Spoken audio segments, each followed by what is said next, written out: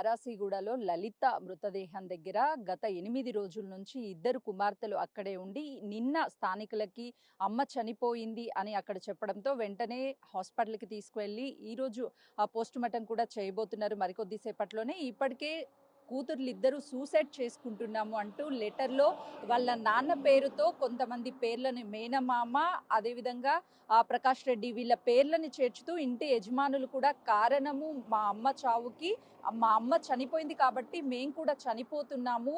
ఇది కారణం అంతా కూడా వీళ్ళు అని పేర్లు మెన్షన్ చేసింది. ప్రస్తుతము లలిత భర్త రాజు ఉన్నారు. అసలు ఏం జరిగింది? వీళ్ళిద్దరూ ఎందుకు విడిగా ఉన్నారు? వాళ్ళ పిల్లలు రాజు పేరుని ఎందుకు లెటర్‌లో రాసారు అడుగుదాం. చెప్పండి, మీ భార్య మీరు ఎప్పటి నుంచి విడిగా ఉన్నారు? నేను ఫస్ట్ లాక్‌డౌన్ అయినప్పుడు అప్పటినుంచి నేను దూరంగా ఉన్నా మేడం. నేను ఎందుకంటే అప్పుడు లాక్‌డౌన్ టైంలో గిట్ల నాకు ఒక రేషన్ కార్డ్ మీద నాకు బియ్యం రాలేదు.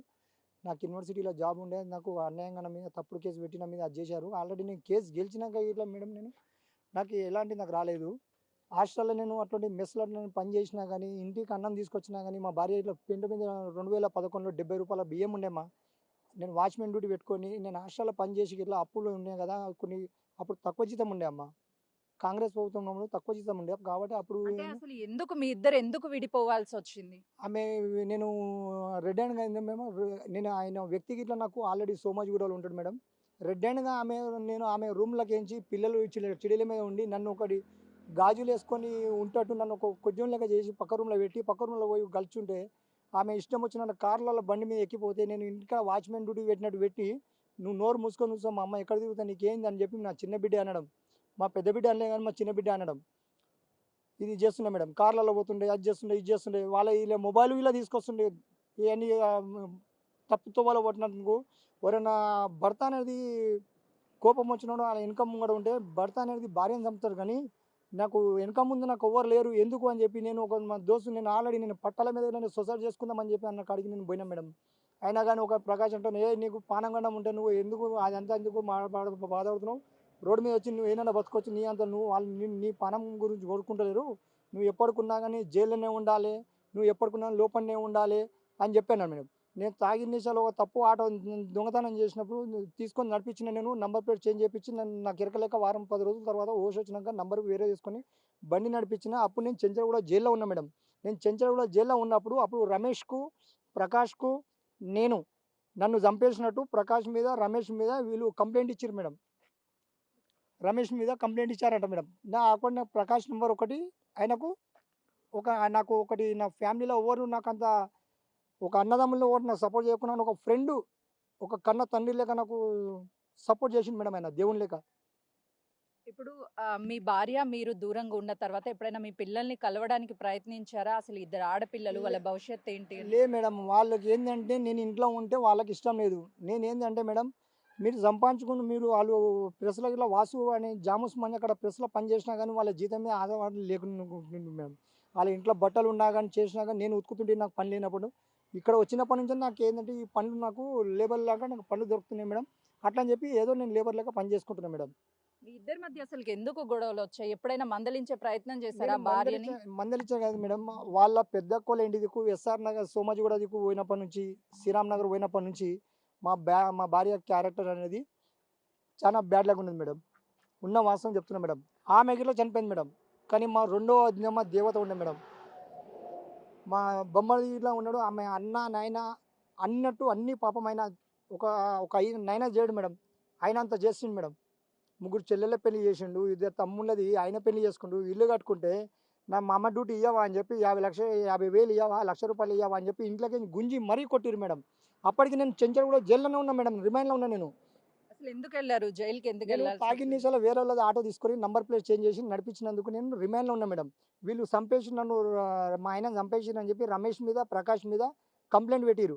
మళ్ళా నాకు బయటకొచ్చినాక నాకు ఎరుకైతే ప్రకాష్ ఇట్లా సంగతి అంటే చెప్తే అప్పుడు నేను copy 1 Jubilee Hills, 1 copy to Banjara Hills, 1 copy to university, 1 copy to Ramesh, 1 copy to Prakash and 1 copy to personal copy అని చెప్పి నేను పెట్టుకున్నా మేడం నేను.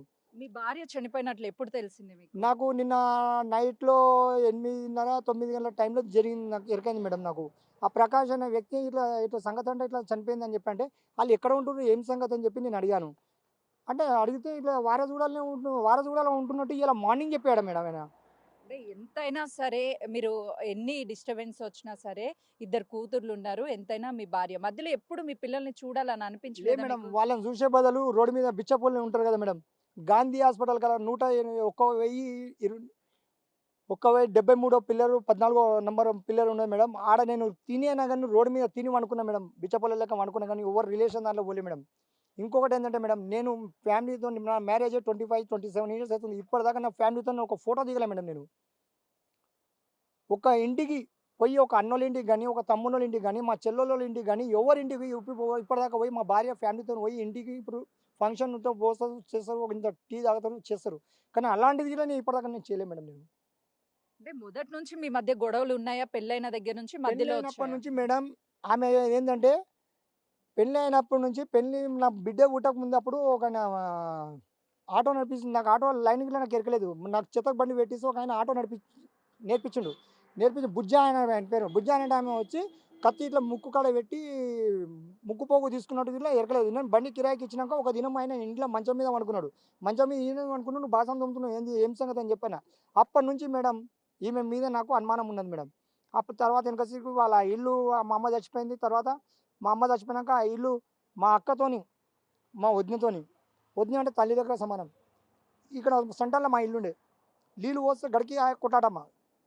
ఇంటి పక్కలతో కొట్టాట, ఇంటి ముంగటతో కొట్టాట. నాకేంటంటే నలుగురితో కలిసిమెలిసి ఉంటే నలుగురు నాకు సాయం పడతానని చెప్పి నేను నలుగురితో కలిసిమెలిసి ఉంటామా. రోడ్డు మీద పేపర్లు ఏరుకుంటాడే కాదు, ఒక పేపర్ ముక్క కావాలన్నా కానీ అవసరం వస్తుందని చెప్పి నేను కలిసిమెలిసి ఉంటానమ్మా. ఆమెకు అట్లా కాదు, నా వంతుగా నేను ఉండాలి, నా నా పట్టుమింపు నువ్వు ఉండాలి అంతే అని చెప్పి వాళ్ళ అక్క ఆడ ఇల్లు అమ్మిపించి శ్రీరామ్నగర్ పోయినాం మేడం. బుడబండ శ్రీరామ్నగర్ పోతే శ్రీరామ్నగర్లో ఆమె అప్పుడు నాకు ఉద్యోగం వచ్చింది. ఉద్యోగం వచ్చినాక తర్వాత వెనకసరికి యూనివర్సిటీ కోటర్స్కి వచ్చాము. నాకు 5 సంవత్సరాలలో 8 ట్రాన్స్ఫర్లు చేసింది మేడం. నీతి నిజాయితీగా సులేమాన్ సిద్దికి అంటాను ఉండే మేడం. ఒక్క ఇంటికే జాగా నేను సంపాదించలే మేడం. పుణ్యానికి వచ్చి 5,000 10,000 ఇచ్చి యూనివర్సిటీలో ల్యాండ్ అనేది కబ్జా చేసుకుంటారు, అది చేస్తున్నాను సెక్యూరిటీ ఆఫీసర్ అంటే ఎందుకు ఉండే. మీరు పదే పదే ఇల్లులు మారుతూ ఇప్పటి వరకు దాదాపు మీ భార్యతో కలిసి ఉన్నప్పుడు 5, 6 ఇల్లులు కూడా షిఫ్ట్ అయ్యారు. అవును. ఎందుకు? ఆమె ఏంటంటే మేడం, ఇప్పుడు నేను ఒక ఇల్లుగల్ల ఉన్నది, చిన్న ఎగ్జాంపుల్, తల్లి లెక్క సమానం. ఇల్లుగల్ల పెద్ద ఆమె ఇవాళ కాదు పైసలు రేపు ఇస్తామని చెప్పి ఇల్లుగల్ల ఆమె పైసలు అడిగింది అన్నప్పుడు మరి నేను పనికి పోయినప్పుడు నేను ఇవాళ కాదు నేను రేపు ఇస్తా, అమ్మ ఒక వారం అయితే లేట్ అయితే నేను ఒక 500 ఎక్కువ కల్పిస్తా అంటే ఆమెతోని ఒక సంచి మూట సామాన్ ఇప్పి సామాన్ తెరిచే లోపల మేడం ఏడాదిలో 5 ఇల్లు షిఫ్ట్ అవుతుండే. ఏడాదిలో 5 ఇల్లు షిఫ్ట్ అవుతుండే సంచి ఇప్పక ముందే. గడికి ఇల్లుగలతో కొట్టాడ. నేను వాకిలుకి నీళ్ళు చల్లి అన్ని విధాలా నేర్చిపోతే ముగ్గు పెట్టేది 10 గంటలే పెడతారా అమ్మ, 10 గంటలే ముగ్గు పెడతారా ఎవరన్నా? నా ఇష్టం వచ్చినప్పుడు పెట్టుకుంటా అని చెప్పి ఇల్లుగలతో కొట్టాడ. ఇల్లుగల ఆమెతో నీకేం సంబంధం, నేను చెప్తే లేదు కిరాయి గురించి, నువ్వు చెప్తేనే ఎందుకు విన్నది ఆమె, నీకు ఆమెకు అని చెప్పి ఆమె తల్లి లేక సమానం ఉంటారు. ఇప్పుడు పైసలు ఇచ్చడం వాళ్ళకి ఇవ్వాలా కాకుండా రేపు ఇస్తామని చెప్పి ఏదో మనం సంజాయించిన తిని ఉంటుంది. మన రుబాబ్ మనం పనికిరాదమ్మా అది. అంటే మీ మీద అనుమానం మొదటి నుంచి కూడా ఉండేదా తనకి? ఎవరి మీద మీ భార్యకి మీ మీద అనుమానం ఉండేదా? లేదమ్మా, నాకు అటువంటి క్యారెక్టర్ నాకు లేదమ్మా. నాకు అనుమానం అనేది నాకు ఇప్పటిదాకా మేడం, నేను వచ్చిన రూమ్కి ఉన్నది ఇప్పటిదాకా నేను వాళ్ళు అందరూ అనుకుంటున్నారు, దేశంలో అందరూ అనుకుంటున్నారు పెళ్లి చేసుకుంటూ మంచిగా ఈ పిల్లల్ని నిలిచేసిండు రోడ్డు మీద ఉన్నారని. పిల్లల క్యారెక్టరు ఎప్పుడైతే ఫిలిం నగర్ పోయి ఫిలిం ఇండస్ట్రీలో పోయారో అప్పటి నుంచి మేడం వాళ్ళు ఫోటోలు, వాళ్ళు బండ్ల మీద తిరగడము, షేర్ చేయడము, రాత్రి 11 గంటల దాకా 12 గంటల దాకా ఇష్టం వచ్చినట్టు చేయడము, అది నాకు నచ్చలేదు మేడం. నాకు క్యారెక్టర్, ఆ క్యారెక్టర్ నాకు నచ్చలేమ్మా. అంటే ఒక తండ్రిగా మీకు బాధ్యత ఉంటుంది కదా, కానీ ఎందుకు తండ్రిగా వెళ్ళొద్దు అని ఖండించే బాధ్యత నేను ఎందుకు ఉన్నది తీసుకోలేదు? చెప్పిన, నేను చెప్పినప్పుడు నా పిల్ల మా భార్య ఏమంటుండే, నేను చెప్పినట్టు నువ్వు వినాలను, నువ్వు చెప్పినట్టు నేను కాదు, నేను చెప్పినట్టు నువ్వు వినాలి, నువ్వు చెప్పినట్టు నేను కాదని చెప్పి మా భార్య అంటుండే మేడం. ఇదంతా కారణం మా పెద్దోదినే ఉండేమో, నిర్మల అంటే ఆమె చనిపోయింది. ఆమె మార్చి 22కు లాక్డౌన్ వచ్చింది, మార్చి 24కు ఆమె చనిపోయింది. ఆమె కూడా చనిపోవని కారణం వాళ్ళ పిల్లలే అమ్మ. మొత్తం వదిన అంటే తల్లి లెక్క సమానము, ఒక కొడుకు లెక్క నన్ను వాయించింది. అన్ని గీతాలు ఆ పిల్లకు. లాక్డౌన్ టైంలో గిట్లా ఆమె ముఖం గిట్లా చూడడానికి పోలేమ్మా. ఆ రమేష్ ఒక్కనే సాగు చేసుకున్నాడు. సొంతం అక్క చనిపోయినా కానీ మేము పోనీక మాకు పరిస్థితి మాకు ఫుల్ ఇంట్లోకి బయటకు వెళ్ళలేమ్మా. అంటే ఏంటి ఫైనాన్షియల్ గా ఏమన్నా వీక్ ఉన్నారా? లలిత చనిపోయి 1 వీక్ అయినా కూడా పిల్లలిద్దరూ అంత్యక్రియలు చేయడానికి డబ్బులు లేవు అని చెప్తారు, వాస్తవమేనా? మేడం వాస్తవం అయితే నేను చచ్చిపోయినా కానీ, ఒకవేళ నేను ప్రస్తుతానికి ఇలా చనిపోయినా కానీ, నాకు ఒకటి పోలీసు వాళ్ళు ఒక 9 లేక, జిహెచ్ఎంసీ వాళ్ళు ఒక అమ్మ లేక నేను భావిస్తున్నామా.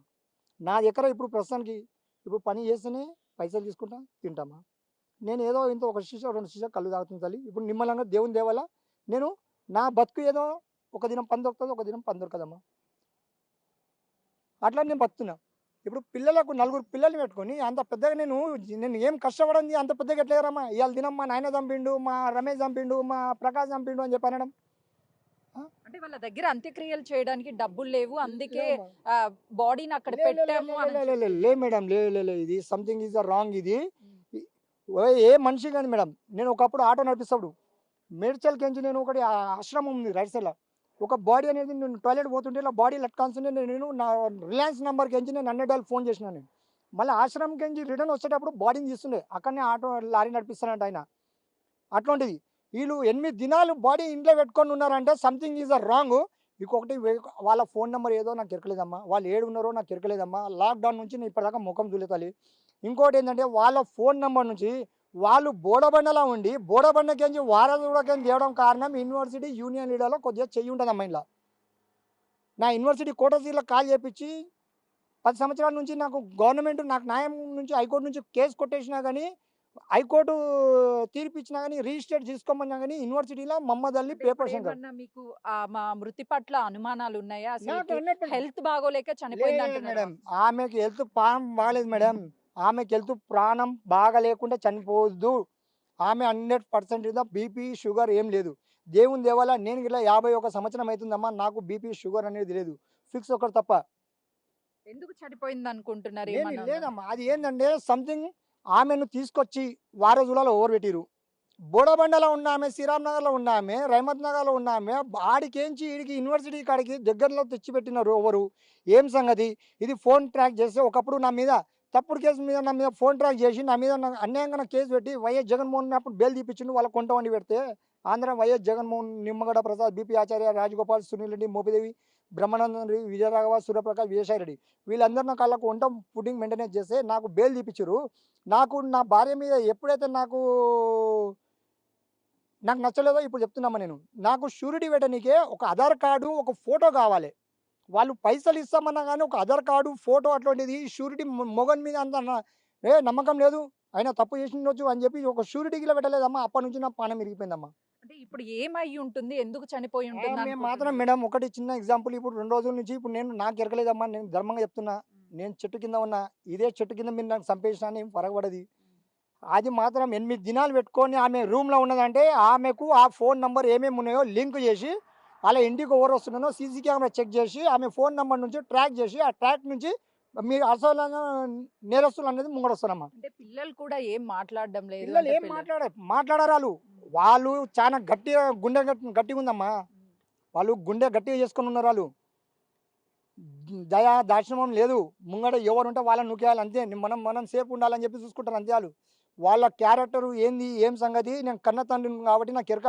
నేను ఇడిచేసుకొని ఇవాళ దిన నేను పెయింటింగ్ పని చేసుకుంటా ఉన్నా కానీ నా పెయింటింగ్ వాళ్ళు అరే ఏంది భార్య చచ్చిపోయింది ఇలా పిల్లల దగ్గరికి ఇలా ఓలేదు ఇట్లా సంగతి అంటే, వాళ్ళు చేసిన కథకు నేను ముఖం గిల్ల చూపెట్టలేక నేను ఇలా ఇంటికాడ ఉండి భార్య చనిపోయింది అని చెప్పి తాగి ఇంటికాడ నిమ్మలంగా వండుకుంటాను. నేను ఎందుకు పని చేసుకుంటాను నాకు ఎరక. తాగి వండుకుంటే తిని వండుకుంటే నాకు పెట్టరు. నాకు అంటే ఏంటి పిల్లలు ఎందుకు తల్లి చనిపోయినా కూడా ఇంట్లో వారం రోజుల పాటు ఉంచారు? ఇది ఇప్పుడు ఇందాక నేను ఇదే సార్కు నేను డిస్కస్ చేశాడు కాను, సార్ ఇది ఆమె బీపీ లాంటిది కానీ ఎలాంటి షుగర్ లేదు, ఆమె సొసైడ్ చేసుకోనికి కారణం ఏం అవసరం? ఇప్పుడు ఆయన నైనా లేడు, ఓకే, నైనా ఒక బట్టబాజో ఏదో ఒకటి ఇంట్లోకి నుంచి వెళ్ళిపోయిండు, ఓకే. మరి నేను చనిపోతే మరి నా పిల్లలు ఎట్లా అని చెప్పి తల్లి ఆలోచించరా అమ్మా? తల్లి చేసుకోనిక కారణం ఏంది అమ్మా? తల్లి చేసుకోనిక కారణం ఏంది? ఇప్పుడు నైనా లేడు,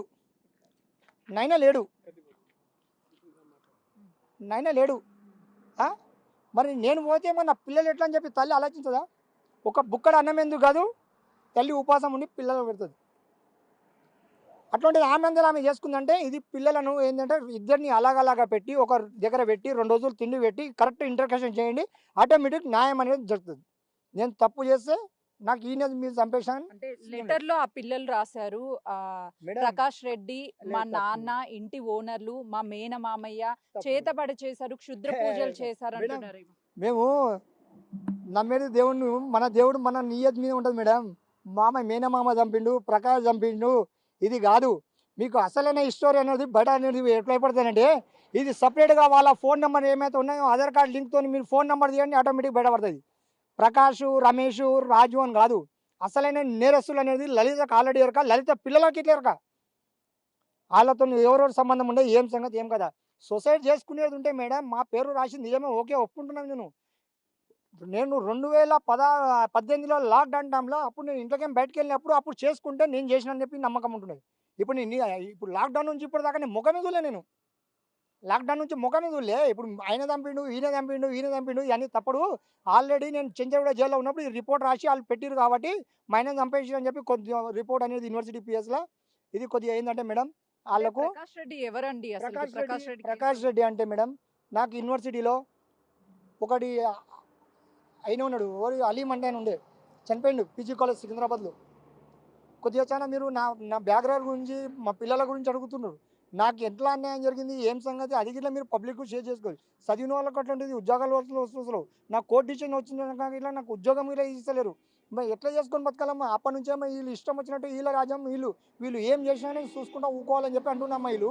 ప్రకాష్ రెడ్డి ఎవరు? ప్రకాష్ రెడ్డి పేరు ఎందుకు లేదు ప్రకాష్ రెడ్డి ఇవ్వలేదమ్మా. ఆయన కడుపుకు అన్నం లేకుంటే బుక్కడు అన్నం పెడతాయన పాపం. ఆయన ఫైనాన్సీ ప్రాబ్లం అనేది నాకు ఉన్నా కానీ ఇప్పటికీ ఆయన రాజు నువ్వు చనిపోయాలని చెప్పాను. ఇప్పుడు నేను ఆయన ముందు ఈడ పణం ఇస్తామ్మా. ఆయన ఎందుకు కాదు అలా వాళ్ళ మామ ఎందుకు కాదు దేవుడమ్మ ఆయన. మేనమామ పేరు కూడా రాశారు. చిన్నమామను ఆల్రెడీ బ్లాక్ మ్యాజిక్ చేసి చంపేశారు, చేతపడి చేసి. మేడం వీళ్ళు అంత అమ్మవారి లెక్క ఇంటికాడ వచ్చి ప్రకాష్ వాళ్ళ ఇంటికాడకు వచ్చి ప్రకాష్ వాళ్ళ ఇంటికాడ వచ్చి అలా భార్యను ఇంటికాడ వచ్చి బొట్టు పోసి కొట్టి చేసి అంత చేసిన కథ మా యూనివర్సిటీలో. ఆ దినము ప్రకాష్ ఇంట్లో లేడు లేకుంటే ఆ దినమే ప్రకాష్ బెదిరిస్తుండే. ప్రకాష్ లేక ఇంటికాడకు వచ్చి కొట్టి పోవడం చేయడం ఇది అంతా అవసరం. ఎవరు కొట్టారు అంత ప్రకాష్ ని కానీ లేకపోతే వాళ్ళ ఇంటి దగ్గర పూజలు ఇవన్నీ ఎవరు చేశారు? ఇదంతా ఆమెనే అనుమానం. ఇట్లా బండారం పెట్టుకొని ఇట్లా బొట్లు పెట్టుకొని అన్ని ఆమెనే శివసతి లేక మొత్తం గాజులు వేసుకొని అన్ని వేసుకొని వచ్చిందని చెప్పి ప్రకాష్ గిలే చెప్పిందమ్మా ఆల్రెడీ. నా వీడియో అప్పుడు తీసినప్పుడు నాకు చూపెట్టిండు అది. వాళ్ళ మేనమామ పేరు కూడా రాశారు. మేనమామతో ఏమన్నా గొడవ? లేదమ్మా మేనమామ చాలా దేవుడమ్మ ఆయన. ఎందుకంటే ఒక తండ్రి లాంటిది ఆయన. ముగ్గురు బిడ్డల పెళ్లి చేయాలన్నా కానీ వెనక ముందు అవుతారమ్మా. ఆయన కన్న బిడ్డ కన్నా పెళ్లి చేయకుండొచ్చు. ముగ్గురు చెల్లెల పెళ్లి చేసి తమ్ముని పెళ్లి చేసి చేతవాడి ఊతవాడి వీళ్ళు ఇవన్నీ నేను ఇప్పటిదాకా నేను చూడలేమ్మా. చేతవాడి ఊతవాడి అన్నీ తప్పు మేడం. చేతవాడి చేసి ఏమొస్తుందమ్మా? ఇప్పుడు వెళ్తారా మీ పిల్లల దగ్గరికి? ఆల్రెడీ తల్లిని కోల్పోయారు, పిల్లలు అనాథలు అయిపోయారు. పిల్లలు అనాథలు ఏం లేదు మేడం. నా కిడ్నీలను కోసుకొని వాళ్ళు అమ్ముకుంటారు కానీ వాళ్ళ మీద నాకు నమ్మకం లేదమ్మా. ఏదో నేను రోడ్డు మీద ఇంత తినైనా కానీ ఇల్లుగల నిలబడినా రోడ్డు మీద తిని అనుకుంటా లేకుంటే చచ్చిపోయినా కానీ జిహెచ్ఎంసీ వాళ్ళు వేసుకోతారు, పోలీసు వాళ్ళు వేసుకోతారు తప్పక నేను వాళ్ళ దగ్గర నేను ఓనమ్మా. ఒక్కటే ఏంటంటే నేను కోరుకునేది ఒకటే, నాకు యూనివర్సిటీ ఒకటి అన్యాయం చేసింది ఒకటి డ్యూటీ గురించి ఇయ్యక. యూనివర్సిటీలో యూనియన్ లీడర్లది చేయలేంది ఆమె బోడాబండకించి ఇడికి రానికే కారణం ఆటోమేటిక్ ఇప్పుడు మీరు ఫోన్ ట్రాక్ చేయండి ఆటోమేటిక్ ఆమెకు ఆడ నుంచి ఈ ఆల్రెడీ ఇంతకుముందు యూనివర్సిటీ క్వార్టర్స్ల నుంచి కాల్ చేసి బోడబండ పోయింది. బోడబండకి ఈ శ్రీరామ్ నగర్లో, యూసుఫ్గూడలో, రహమత్ నగర్లో, అమీర్పేటలో, పంజాగుట్టలో ఉండొచ్చు. అంటే తనకి ఎవరైనా సరే సపోర్ట్ చేస్తున్నారు, తన వెనక ఉన్నారు 100% ఉన్నారు మేడం. 1000% ఉన్నారు యూనివర్సిటీలో. ఆల్రెడీ నేను యూనివర్సిటీకి వస్తున్నానా లేదా అని చెప్పి ప్రకాష్ మీద ఆల్రెడీ ఇంటికాడికి వచ్చి ఆ డబ్బా షాప్ కాడ వచ్చి కనుక్కొని పోయారు. 2-3 సార్లు వచ్చి కనుక్కొని పోయారట. నేనేం దొంగతనం చేయలేమ్మా. నీతి నిజాతిగా బతుకున్నా. ఇప్పుడు కోవిడ్ కంటే ముందు మీరు కలిసి ఉన్నప్పుడు కూడా మీ మీద హత్యాయత్నం చేశారన్నారు, వాస్తవమేనా? ఎవరు చేశారు? మా బిడ్డ అనేది మా బిడ్డ తువ్వాలు వేసి ఇట్లా గుంజాలి, తువ్వాలు వేసి ఇట్లా గుంజి మమ్మీ అని చెప్పి అన్నది. రాత్రి గుంజు యూనివర్సిటీ చెప్పేద్దాం, ఏదన్నా డ్యూటీ వస్తుంది, ఏమైనా పైసలు వస్తాయి అని చెప్పి చెప్పింది. లాక్డౌన్ అయిపోయిన తెల్లారే మేడం. ఎప్పుడైతే లాక్డౌన్ ఖతం చేస్తారో అప్పుడు ఇంట్లోకి నుంచి వెళ్ళిపోయినా మేడం. అప్పటి నుంచి ఇప్పటిదాకా నేను ఇంటికల వాళ్ళ ముఖం చూడలే మేడం. ఇప్పుడు వాళ్ళు వచ్చి నా దగ్గర ఉండన్నా కానీ నేను పెట్టుకున్నంత సోమత నా దగ్గర లేదు మేడం. వాళ్ళకి ఏంది మీరే ఉంచుకోకపోతే వాళ్ళ పరిస్థితి ఏంటి? పెళ్లిడికి వచ్చారు పిల్లలు, బయట కూడా సొసైటీ బాగోలేదు మేడం. వాళ్ళు సొసైటీలో బాగా లేకుండా తిరుగుతున్నాయి. వాళ్ళకి ఎంజాయ్మెంట్, వాళ్ళకి కావాల్సింది ఫ్రీడమ్. ఏ తండ్రి కానీ ఇట్లా ఆలోచించడు. వాళ్ళకి కావాల్సింది ఫ్రీడమ్. ఏంటంటే డైలీ ఒక ఆయన ఎంబడి ఎంజాయ్ చేయాలి. కళ్ళు తాగుతారు, మందు తాగుతారు, బీడు తాగుతారు. తెచ్చిచ్చినోని నేనే కాబట్టి చెప్తున్నామా. నేను ఎట్లుంటున్నాను అట్లా నేను అది పూటకు మాత్రం నేను చంపలేమ్మా. నేను ఉన్న రోజులైతే. ఎందుకు ఆ మందు వీటన్నిటికి ఎందుకు బానిసలయ్యారు? ఎందుకు మీరు స్వయాన తెచ్చిచ్చానని చెప్తున్నారు? మేడం నేను తెచ్చుకొని తాగుతుంటాను కదా, ఇంటికి తెచ్చుకొని తాగుతుంటాను. ఇంటికి తెచ్చుకొని తాగుతుంటే వీళ్ళు తీసుకొని తాగడం. తల్లి తాగింది. తల్లి తాగినాక ఏం చేసి పిల్లలకి ఇట్లా కూర్చోబెట్టి పిల్లలకి ఇట్లా పోసుడు అలవాటు. ఇప్పటికి ఇలా చెప్తున్నా మేడం.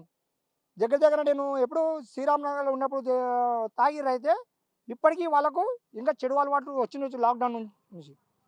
మమ్మీ ఎందుకు మమ్మీ నేను పెట్టుకోను, అవసరమా మనకు అని చెప్పి చిన్నపిల్ల అంటుంది. లోపలికి నుంచి దర్వాజా పెట్టుంది. బాల్కనీ ఇంతే అమ్మా, ఇంతే ఉంది. 2 ఫీట్ల బాల్కనీ ఉంది. ఆడ పండుకున్నా నేను రేమత్ నగర్‌లో. లోపల మాట్లాడుతుర్రు, "ఏం లేదు మమ్మీ తువ్వాలు ఎట్లా నడుముకు కట్టుకున్నా ఇలా గుద్దింది మా బిడ్డ. ఇట్లా రాత్రిపూట సంటింగ్ పని పోసేసి ఇట్లా గుద్దుకొని ఇలా కట్టుకొని పండుకున్నామ్మా. అదే తువ్వాలు తీసుకొని ఇలా గుంజేసి అయిపోతుంది కదా అన్నప్పటి నుంచి నేను ఇంట్లోకి నుంచి బయటికి వెళ్ళిపోయినమ్మా." అంటే ఫ్యామిలీ అంటే చిన్న చిన్న గొడవలు ఉంటూ ఉంటాయి. సర్దుకుపోతూ ఉండాలి. పిల్లలున్నారు. ఇప్పుడు మీరు భార్య చనిపోయింది ఆల్రెడీ. పిల్లలున్నారు. సో, ఇప్పటికైనా సరే మార్చుకొని ఆ పిల్లల్ని దగ్గర మారం మేడం. తలా ఒక్కొక్క ₹1,00,00,000 ఇచ్చినా వాళ్ళు వాడతారని చెప్పి అంటే నేను నాకు నా పానమని ఇస్తా. వాళ్ళని ఏం లేదు మేడం. ఆమె ఎట్లా చనిపోయింది, ఏం సంగతి, నాకు కావాల్సింది ఒకటే. ఎవరి మీదన్నా అనుమానాలున్నాయా ఫైనల్? ఆమె ఏం లేదు మేడం. మా చిన్న బిడ్డను కరెక్ట్ ఎంక్వైరీ చేస్తే ఆటోమేటిక్ అన్నీ బయటపడతాయి మేడం. వాళ్ళకి ఇదంతా తెలుసంటారా? ఎలా చనిపోయారు ఏంటి? అన్నిరక 8 దినాలు ఎవరుంటారమ్మా? 8 దినాలు ఇంట్లో పెట్టుకొని ఉన్నదంట. అది చూసిన వాళ్ళు నా పనికొళ్ళు వచ్చిన వాళ్ళు చెప్తురమ్మా. 8 దినాలు ఎట్లుంటారమ్మా? అంటే వీళ్ళని నాకు ఒకటి న్యాయం కూడా ఏంటంటే అనుమానము. ఎవరికైనా గానీ ఆమె లలిత ఉన్నదని కాదు. లలిత జాగాలో ఎవరున్నా గానీ అట్లా అన్యాయం జరిగినప్పుడు నా పిల్లానికి అన్యాయం అని కాదు. లలిత జాగాలో ఉన్నప్పుడు ఇట్లా జరిగినప్పుడు పిల్లని ఇన్ని రోజులు రూమ్‌లో పెట్టి ఎందుకున్నారు? ఈ పిల్లల వెనక ఎవరో భయం పెట్టి లోపల రూమ్‌లో పెట్టిర్రు. మెయిన్ కారణం. వాళ్ళకి కరెక్ట్ అన్నం పెట్టి 2 రోజులు రిలాక్స్ ఇచ్చి అలాగలాగా ఇంట్రాగేషన్ చేయని ఆటోమేటిక్ ఆమె ఎందుకు చనిపోయింది ఏం సంగతి ఎరకతది. చూస్తున్నాం కదా! ఫైనల్లీ అయితే మాత్రము లలిత భర్త పిల్లల్ని ఇంట్రాగేషన్ చేస్తే ఖచ్చితంగా అన్ని వాస్తవాలు బయటపడతాయి. గతం నుంచి లలిత పలు ప్లేసెస్ మారడంతో పాటు మొదటి నుంచి చెప్తే వినేది కాదు.